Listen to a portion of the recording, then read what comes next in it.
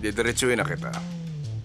May nabalitaan ako at gusto ko malaman ang totoo. May gusto rin ako sabihin sa'yo, Mr. Halit. Baka pwedeng paunahin mo na lang ako magsalita. Go ahead. Kinausap ko si Mrs. Ender. Bakit? What did you talk about? Nagkita nga kami ni Mrs. Ender. Tinanong niya ako kung interesado ako sa shares niya, kung ibibenta niya. Ang sabi ko sa kanya, hindi ako interesado. Yun lang yun. Do you mean Ender is selling her shares? Sa basa ko, hindi pa siya sigurado. Gusto lang niya makita kung interesado ako. Kung business ang pinag-usapan niyo, bakit ngayon mo lang sinabi?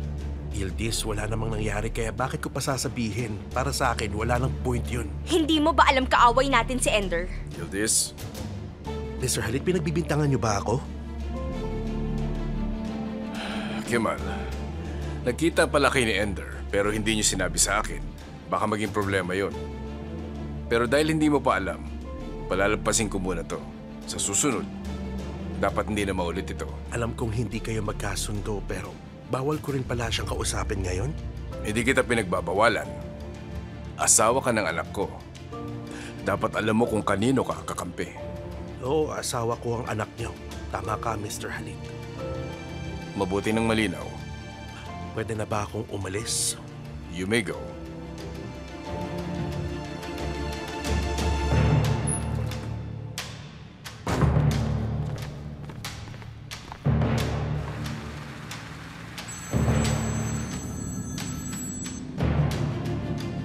Yes, Kemal, dear? Naniwala siya sa akin. Good. I told you. Tama lang ang ginawa mo. Mabuti sinabi mo sa akin. Siyempre, gusto ko ring malaman mo lahat. Good job. Anyway, sino bang nagsabi sa'yo? Paano mo naisip? Nagagawin pala ni Yildiz yun sa'yo.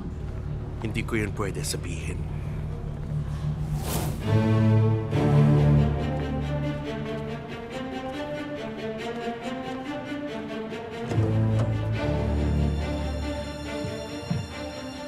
Kamusta?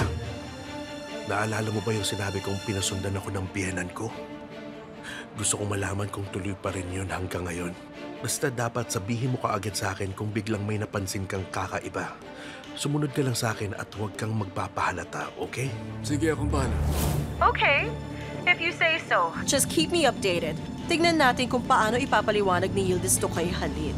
Sigurado akong malulusutan lang yun ni Yildiz. You're right. Sige na.